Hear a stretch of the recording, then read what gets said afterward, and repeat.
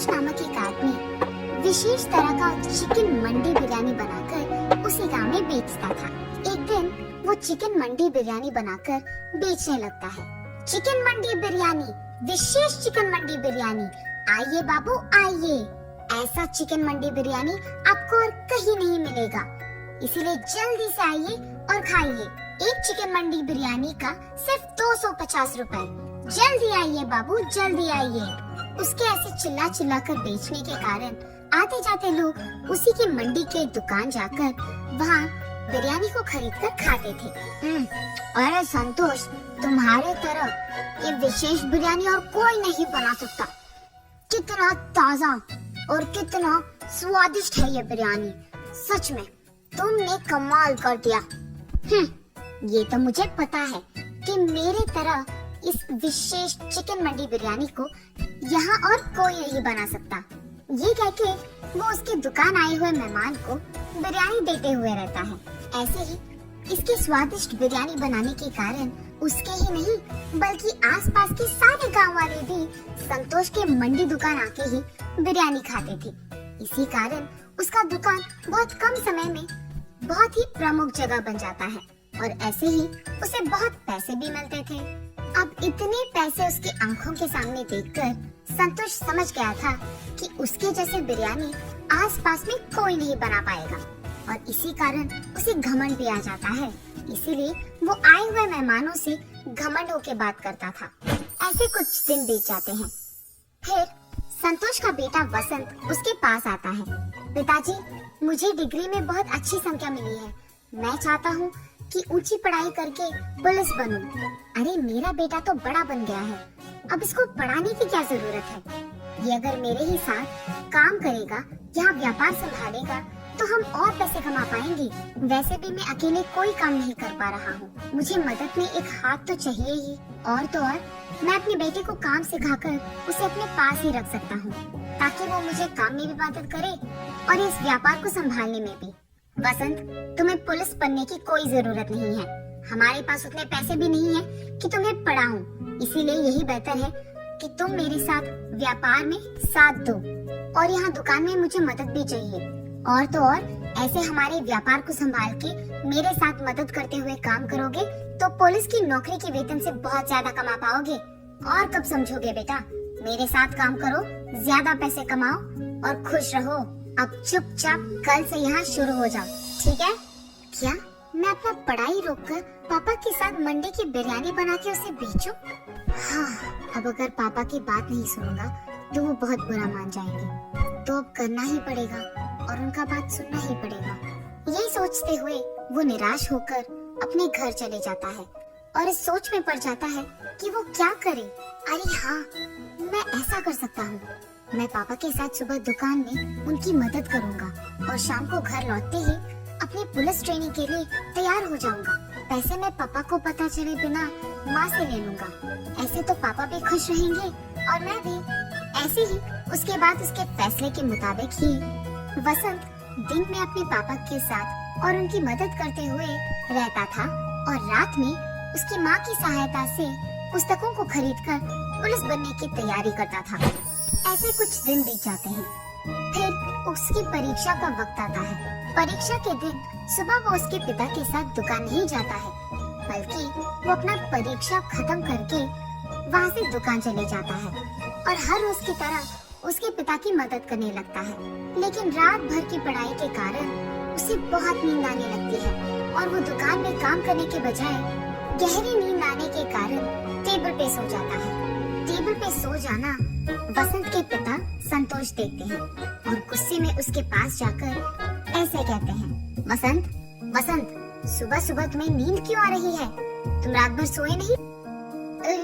जी पापा, वो मुझे नींद आ गई अचानक तो मैं सो गया। माफ कीजिए, मैं काम करना शुरू कर दूंगा। वसंत, तुम ऐसे ही करोगे तो अमीर छोड़ो नालायक बन जाओगे। और इतना ही नहीं, ये दुकान ही हमें वो पैसा देगा जिसके सपने हम देख रहे हैं। ऐसे ही सोते रहोगे तो सपना सच कब करोगे? ऐसे गुस्से में उसको डांट कर संतोष वहाँ से चले जाता है। वसंत की परीक्षा खत्म हो जाने के कारण वो अगले दिन से हर रोज की तरह उसके पिता की दुकान दुकान जाकर सारे काम वैसे के वैसे ही करने लगता है और उसके परीक्षा के परिणाम का इंतजार भी करता है। कुछ दिन बाद उसके परीक्षा के परिणाम आ जाते हैं। उसमें वसंत के अच्छे मार्क्स आने के कारण उसे जल्द ही पुलिस की ट्रेनिंग के लिए जाने की जरूरत पड़ जाती है। तो इसका मतलब ये हुआ कि मेरे कहने के बावजूद तुमने पढ़ाई करके पुलिस की नौकरी के लिए कोशिश किया है। मैंने तुम्हें बहुत बार समझाया कि उससे ज्यादा पैसे हमारे इस व्यापार में आएंगे। चलो छोड़ो, तुम्हें तो वैसे भी ये बातें समझ में नहीं आएंगी। अब से तुम्हारे बिना भी यही व्यापार अच्छा चलेगा और अकेले ही मैं इसे खूब चला सकता हूँ। तुम्हारे आने या जाने से कोई फर्क नहीं पड़ता है और अब से तुम्हारा घर में रहना या ना रहना तुम्हारी मर्जी है। इससे मुझे कोई फर्क नहीं पड़ेगा। अब से मुझे तुम्हारी जिंदगी के बारे में कुछ भी नहीं पता चलना है। तुम्हें जो करना है करो। ऐसे गुस्से में वसंत भी क्रोधित होकर संतोष वहाँ से चले जाता है। काश पापा समझ पाते कि पुलिस की नौकरी मेरे लिए बहुत जरूरी है और यही मेरा ख्वाब है, मेरा सपना है और मैं सिर्फ यही करना चाहता हूँ। आप नहीं समझ पा रहे हैं। आशा करता हूँ कि पापा कभी न कभी मेरे इस बात को, इस सपने को समझ पाएंगे। पर अगर अब मैं इनके लिए ये नौकरी छोड़ दूंगा तो आगे कभी नहीं कर पाऊंगा। इसीलिए मुझे देर नहीं करना होगा। अभी मुझे पुलिस की ट्रेनिंग के लिए चले जाना होगा। उसके फैसले के मुताबिक ही कुछ ही महीनों में वो पुलिस की ट्रेनिंग के लिए चले जाता है। ट्रेनिंग खत्म करते ही उसके अपने गांव के पड़ोस गांव में उसको इंस्पेक्टर का नौकरी मिलता है। जब वो अपने पिता के पास ये खुशखबरी देने जाता है तो वो उनसे बात तक नहीं करते हैं और उनका मुंह मोड़ के वहाँ से चले जाते हैं। वसंत उसकी नौकरी बहुत इज्जत और जिम्मेदारी से निभाता है और इसी कारण उस सारे गांव में और पड़ोसी गांव में भी उसकी बहुत तारीफ करते थे। और यहाँ संतोष उसकी दुकान में कोई भी नौकर नहीं लगाता है, अकेले ही सारे काम करते रहता है। और ये सब उसी गांव में रहने वाले दो आदमी दूर से देखते रहते हैं। संतोष को सारा दुकान और व्यापार अकेले संभालते हुए देख वो दोनों आदमी एक दिन जब संतोष उसके दुकान पे नहीं था, उस मौका देखकर उस दुकान को कब्जा कर लेते हैं। दुकान को लौटने के बाद जब संतोष देखता है कि उसकी दुकान में जो नए लोग काम कर रहे थे, वो चौंक जाता है और उनसे जाकर पूछता है, आप इसी गांव के लोग हो ना? क्या आपको पता नहीं है कि ये मेरा दुकान है? आप यहाँ बिरयानी क्यों बना रहे हो? हाँ, ये हमारा दुकान है। तुम हमारे दुकान आकर हमसे ही पूछ रहे हो? तुम ये बताओ कि यहाँ क्यों आए हो? ऐसे हमारी दुकान को तुम्हारा दुकान कहोगे तो हम चुप नहीं बैठने वाले। उन आदमियों का ऐसे कहने के कारण संतोष चौंक जाता है और उसके पड़ोसी दुकान वाले के पास जाता है। भैया, आपको तो पता है कि ये मेरा दुकान है, तो ये लोग आ रहे थे, आपने उन्हें रोका क्यों नहीं? अरे वाह, जब हमें तुम्हारी जरूरत थी तो तुम बहुत घमंड थे। अब जब तुम्हें हमारी जरूरत आ गई तो हम क्यों तुम्हारी मदद करें? चलो जाओ यहाँ से। ये सुनकर वो बहुत निराश हो जाता है और उसी दुख में संतोष उसके घर चले जाता है और हर दिन यही सोचता है कि इस मुसीबत से वो बाहर कैसे आए। और ऐसे बहुत दिन बीत जाते हैं। कुछ दिन बाद संतोष को उसके पड़ोस गांव के दोस्त की याद आती है और उसके पास जाकर वो जो कुछ भी हुआ समझाता है। तब उसका दोस्त, अरे संतोष, इस बात के लिए इतना दुख? तुम चिंता मत करो, हमारे गांव का पुलिस अधिकारी जो है वो बहुत ही अच्छे इंसान है, सबकी मदद करते हैं। जब हमारे गांव वासी का बाइक खो गया था तब भी उस पुलिस इंस्पेक्टर ने हमारी बहुत मदद की थी और उस आदमी को उनका बाइक पे लौटा दिया। वो इतने अच्छे आदमी हैं, मुझे जरूर यकीन है कि वो तुम्हारा भी मदद करेंगे। चलो बिना कोई देरी के उनके पास चले जाते हैं। ये कहकर संतोष का दोस्त उसको उस पुलिस अधिकारी के पास ले जाता है। इंस्पेक्टर साहब, यही है मेरा दोस्त संतोष, और जो कुछ भी हुआ वो इंस्पेक्टर को बताता है। जब संतोष इंस्पेक्टर से मिलने जाता है, वहाँ अपनी बेटी को देख संतोष चौंक जाता है और बिना कुछ बात किए वो वहाँ से चलने लग जाता है। पापा रुकिए, हमारी दुकान पे किसी ने कब्जा कर दिया, मैं उन्हें नहीं छोड़ूंगा। हम हमारी दुकान को वापस पाएंगे, चलिए। अरे संतोष, इंस्पेक्टर साहब तुम्हारे बेटे हैं, तुमने तो ये बात बताई भी नहीं। अरे अब चिंता करने की कोई जरूरत नहीं, तुम्हारा बेटा है, ये काम करके ही वापस आएगा। चलो हम भी उसके साथ जाते हैं। और ऐसे वो तीनों संतोष की दुकान के पास जाते हैं। वहाँ दो और लोगों को काम करते हुए देख, हम सालों से इस दुकान में काम कर रहे हैं। तुम्हारी इतनी जुर्रत कि तुम यहाँ कब्जा करके बिरयानी बना के बेच रहे हो? हमारी दुकान हमें वापस कर दो, वरना तुम्हें तो मैं छोड़ूंगा नहीं। अरे साहब, हमें तो पता भी नहीं था कि ये आपका दुकान है। हमने इसका कब्जा कर दिया और उसके लिए हमें माफ कर दीजिए। हमें हमारी गलती का एहसास हो गया है। आप आपकी दुकान को वापस ले लीजिए। हम यहाँ से चले जाएंगे साहब। आइंदा अगर ऐसे ही किसी का दुकान या कुछ भी कब्जा किया तो देखना क्या होगा। जी साहब, माफ कीजिए। उसके बाद वसंत उसके पिता संतोष को और संतोष के दोस्त दोनों को उसके घर ले जाता है। बेटा, मैंने तो तुम्हारी बात भी नहीं सुनी थी, पर फिर भी तुमने मेरे खिलाफ कोई भी गुस्सा नहीं रखा है, और जब मुझे तुम्हारी जरूरत पड़ी तो तुमने ही हमारे दुकान को उन लोगों के कब्जे से आजाद किया। अगर तुम पुलिस की नौकरी नहीं करते या पुलिस की पढ़ाई नहीं करते तो आज ऐसा नहीं होता। हम दोनों शायद उसी दुकान में काम करते हुए किसी और के कब्जे के कारण रो पड़ते थे। उससे ज्यादा हम कुछ नहीं कर पाते, पर आज तुम्हारी इस पढ़ाई के कारण ही मैं इस मुसीबत से निकल पाया हूँ। आज तुम्हारी वजह से मुझे मेरी गलती का एहसास हुआ है।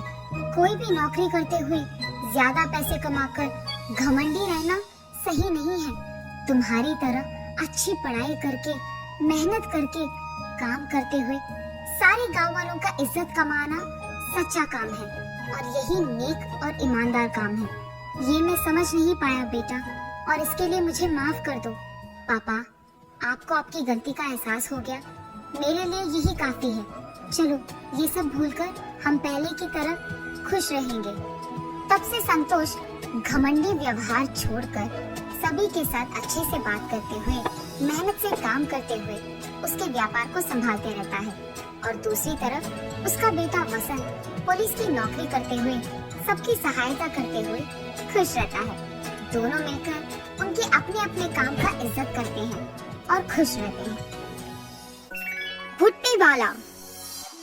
एक गांव में 3 सबसे अच्छे दोस्त भूषण, रवि और संतोष रहते थे। इन तीनों दोस्तों ने मिलकर मकई की फसल की कटाई शुरू की। उनकी पत्नियां नाश्ते के डिब्बे के साथ रोज खेत आती थीं और अपने पतियों को खाना खिलाती थीं। तीनों किसान एक दूसरे के बहुत करीब थे, यहाँ तक कि उनकी पत्नियां भी एक दूसरे के बहुत करीब थीं।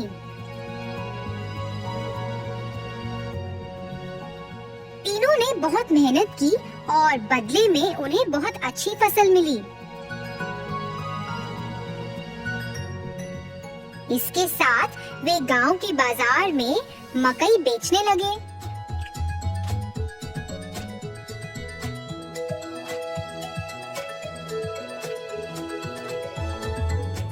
कुछ ही समय में स्वाद और मिठास के कारण सभी मकई भुट्टे बिक गए और दिन के अंत में उन्हें खूब कमाई हुई। उन्हें जो भी मुनाफा मिलता था वह उस पैसे को अपनी पत्नियों को भविष्य में उपयोग के लिए दे देते थे। उन 3 दोस्तों के लिए फसल काटना, खेत में देखभाल करना। तीनों किसान अपनी दिनचर्या में व्यस्त हो गए।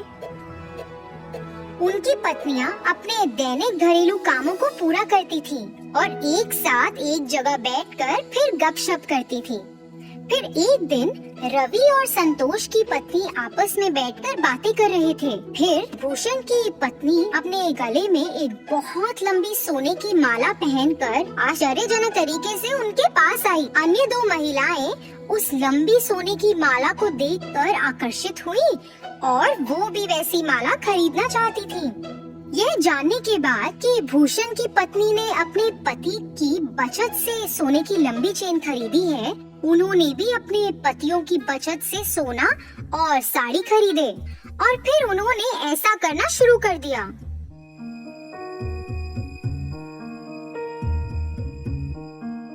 पतियों ने अपनी पत्नियों को सोने की माला और महंगी साड़ी पहने देखा और उनसे इसके बारे में पूछा।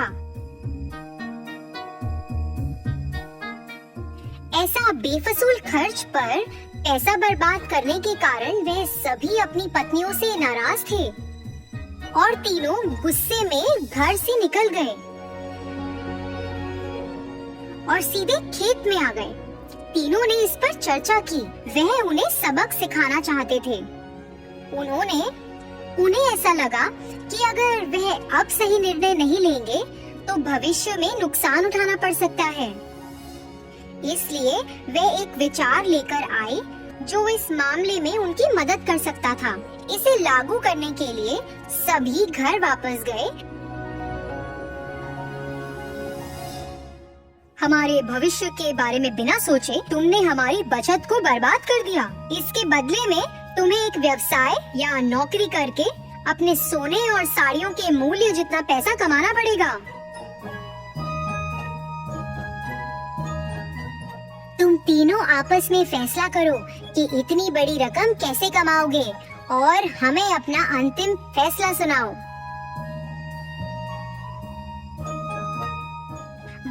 हमें बस ये बताएं कि आप तीनों कब शुरू करने जा रहे हैं। जल्दी निर्णय लो। आप महिलाओं के पास सिर्फ 30 दिन हैं।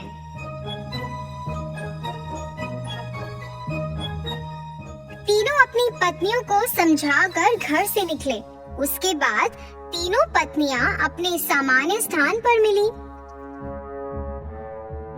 30 दिनों में इतनी बड़ी कमाई कैसे संभव है? इतनी बड़ी रकम कमाने के लिए हमें ऐसा व्यवसाय शुरू करना होगा जो इस गांव में अभी तक नहीं है। यह क्या व्यवसाय हो सकता है? तीनों ने खूब चर्चा की।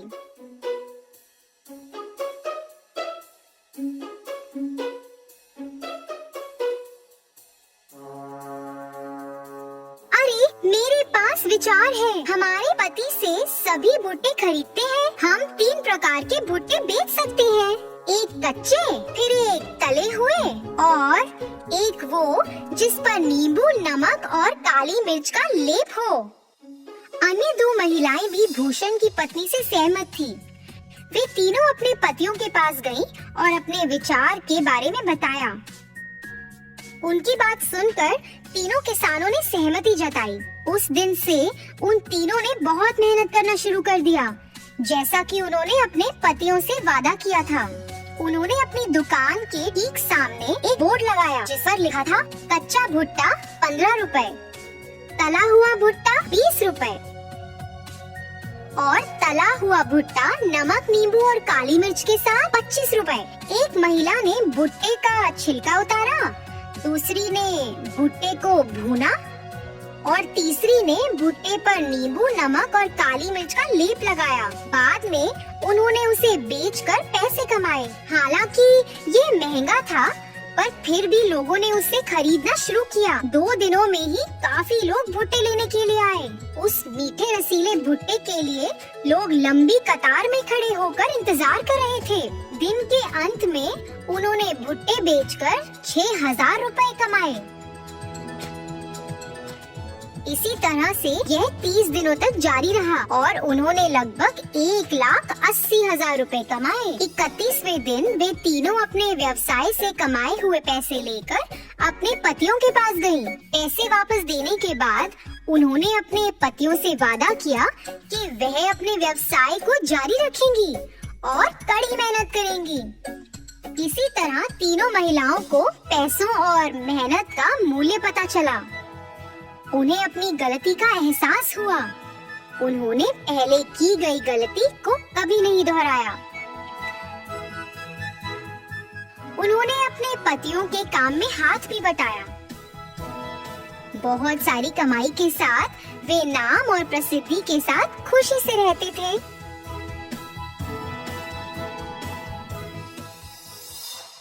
माधवपुर नामक एक गांव में थे 2 आदमी, विनोद और सात्विक, जो पड़ोसी थे। विनोद था बहुत आलसी और कोई काम नहीं करता था। और सात्विक के पास बहुत गाय थे, जिनका दूध बेचकर वह पैसे कमाया करता था। इसी दौरान दूध का धंधा काफी बढ़ रहा था, तो सात्विक ने सोचा कि अब वह पड़ोसी गांव में भी दूध बेचना शुरू करेगा। अपने जमाए हुए पैसों से उसने नई साइकिल खरीदी, जिससे वह बाकी के गाँव में जाकर दूध बेचने लगा। एक सुबह जब सात्विक काम के लिए अपनी साइकिल पर निकला, तब विनोद ने उसको देखा। अरे, मुझे बिना बताए सात्विक ने नई साइकिल खरीद ली। उसके लौटने के बाद पूछूंगा। ऐसा सोचकर विनोद उसके घर के बाहर सात्विक के लौटने का इंतजार करने लगा। कुछ समय बाद सात्विक दूध बेचकर वापस आया। जब हो सात्विक, तुमने नई साइकिल खरीद ली? हाँ विनोद, क्यों, क्या हुआ? अरे कुछ नहीं, बस यही जानना चाहता था कि नई साइकिल के लिए पैसे कहाँ से आए? भाई, आज तक जो भी दूध बेचा ना, उसमें से मैंने थोड़ा थोड़ा जमाया इस साइकिल के लिए, जिसकी मदद से अब मैं पास वाले गांव में भी जाकर दूध बेचने लगा हूँ। अच्छा, अरे तू तो काफी समझदार निकला सात्विक। विनोद हंसते हुए सात्विक के लिए खुश होने का नाटक किया और फिर अपने घर चला गया। घर जाकर विनोद सोच में पड़ गया कि इतने कम समय में सात्विक ने नई साइकिल खरीद कैसे ली। विनोद ने खुद तो कुछ नहीं लिया। उदास होकर विनोद गहरी सोच में ही डूबा रहा। मैं क्यों इतना उदास रहूं? अगर मैं भी सात्विक की तरह कुछ काम करूं तो पैसे जमा कर मैं भी अपनी मनपसंद चीजें खरीद सकता हूं। पर मैं करूं क्या? अरे हाँ, मुझे तो जलेबी बनाना बहुत अच्छी तरह से आता है। हाँ, मैं एक जलेबी की दुकान शुरू करूंगा। फिर अगले दिन विनोद ने अपनी एक छोटी सी दुकान खोल ली और गरम गरम जलेबी बेचने लगा।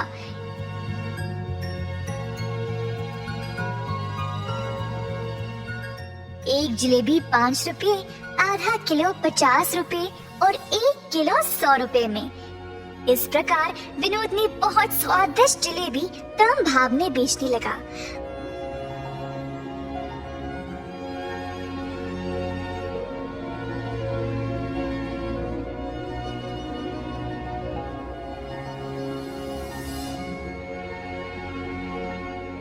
उसके गर्मा गर्म जलेबियों की सुगंध गांव के कोने कोने तक पहुंच गई। गांव के सारे लोग विनोद की दुकान पर आने लगे मजेदार जलेबियों का स्वाद लेने के लिए।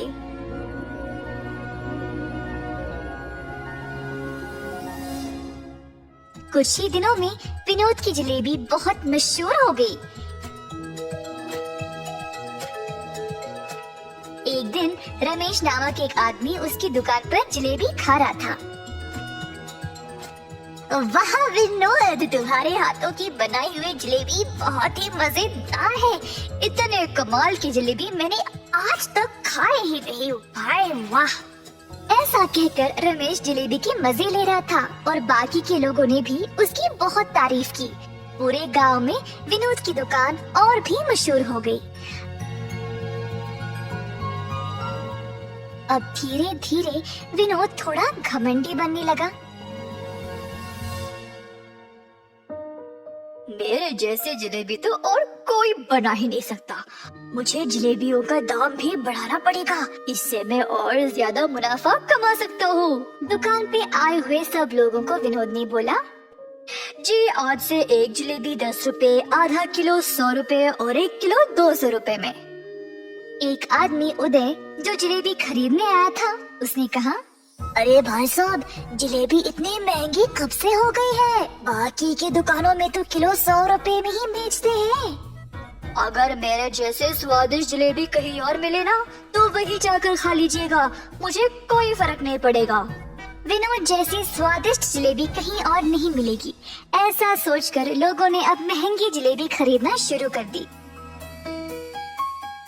इस गांव में मेरे जैसे जलेबियों को टक्कर देने वाला और कोई है ही नहीं।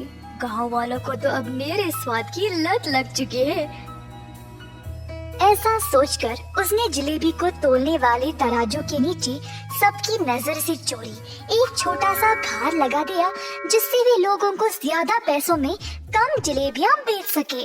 इसी तरह विनोद का कारोबार उसके अनुसार चलता रहा। एक दिन गांव के जमींदार को विनोद की जलेबियों के बारे में पता चला, तो उन्होंने अपने नौकरों को उसके पास 1 किलो जलेबी लाने के लिए भेजा। नौकर गए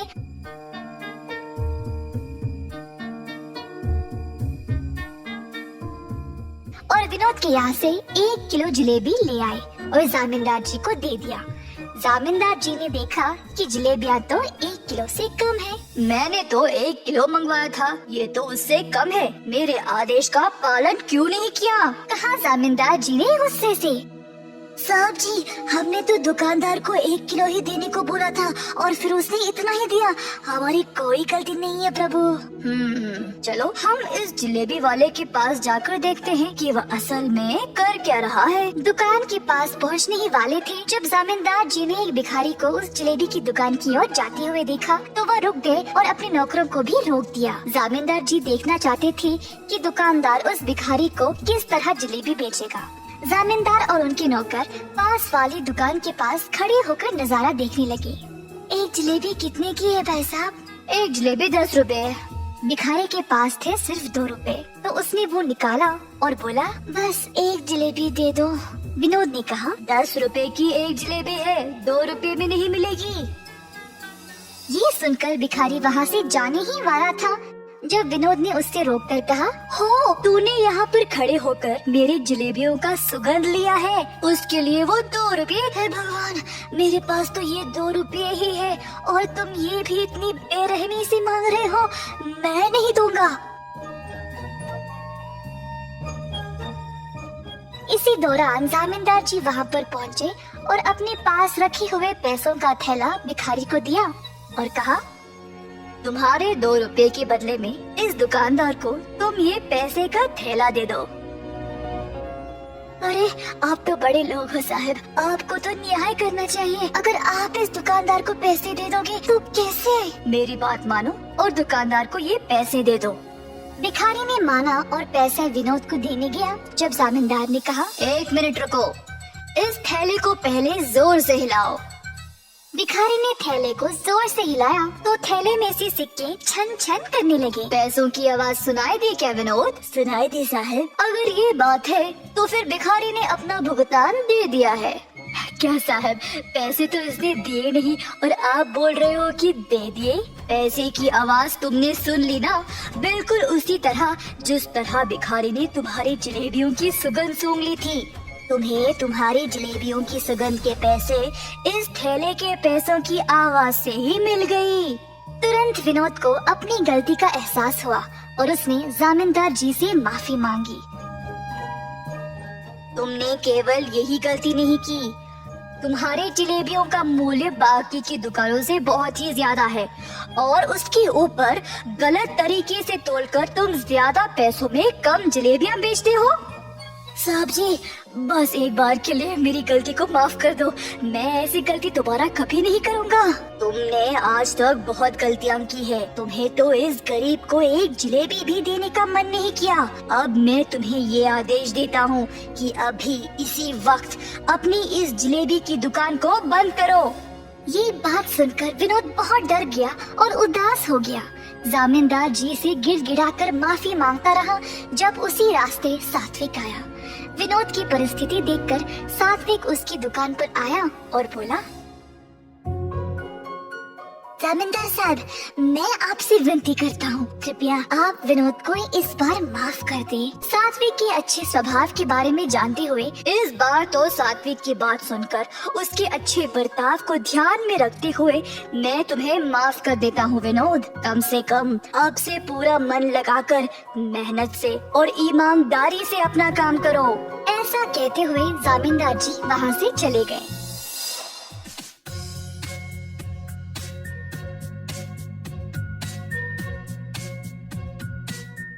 सात्विक और जामींदार जी की बात सुनकर विनोद ने अच्छा नाम कमाने का ठान लिया। पूरी लगन और ईमानदारी से उसने दोबारा अपना कारोबार शुरू किया। इस वजह से अब और भी लोग उसके पास जलेबी खाने आने लगे।